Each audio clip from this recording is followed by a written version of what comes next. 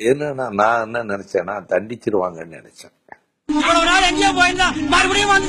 எங்க தோழர்கள் அதிர்ச்சி அடைஞ்சிருப்பாங்க அப்படின்னா. கலைஞருக்கு மேல தூசி பட விட மாட்டேன் சார். யார் நீயா? அது என்னமா கொஞ்சம் கூட வெக்கப்படாம பேசிட்ட? பின்னாடி அரசியல்ல சில முட்டாள்தனமான முடிவுகள் எடுத்திருக்கேன். அதே தெரியாம நீங்க எல்லாம் எதுக்குடா பாடுற? நான் பார்லிமெண்ட்டுக்கு போட்டி போட்டிருந்தா நான் வெற்றி பெற்றிருப்பேன் 2004. மாப்பிள்ள, ஆன மேல ஏறலாம்னு உங்களுக்கு ஆசை இருக்கு, ஆனா குடுப்புன கழுத மேய்க்க கூட இல்லையே. நான் 2004 இருந்து அந்த 5 வருஷம் போய் 17 தடவை போய் கெஞ்சினே மன்மோகன் சிங் கிட்ட ராணுவத்தை அனுப்பாதீங்க, ஆயுதத்தை அனுப்பாதீங்கன்னு. பார்லிமெண்ட்டுக்குள்ள எல்லா லீடர்களையும் லாபி பண்ணக்கூடிய சக்தி எனக்கு உண்டு.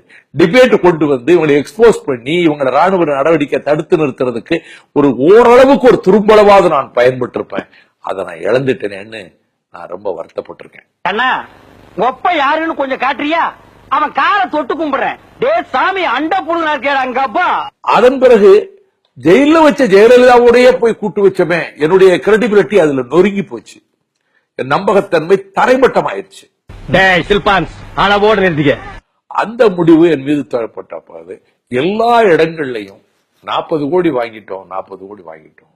போராடமெல்லாம் சொல்லும்போது நான் இதுவரைக்கும் இருக்கிறது இந்த நாணயமா இருக்கிறோம்னு ஒண்ணுதான், அதுவும் பாழாயிடுச்சேன்னு சொல்லி. அந்த கடைசியா சொன்னிய 2, அது என்னது? கௌரவம், நாணயம். அது உங்க இருக்குங்கிற உனக்கெல்லாம் ஒரு கௌரவம், ஒரு நாணயம்.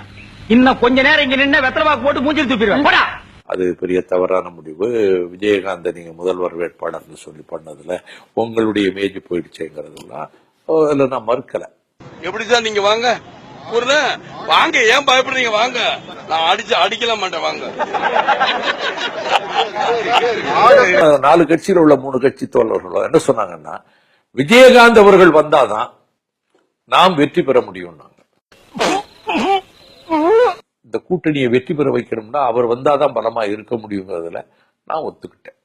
சரி, நான் செவனேந்தானா போய்க்கிருந்தேன். யாரு வம்பு தும்புக்காச்சும் போனனா?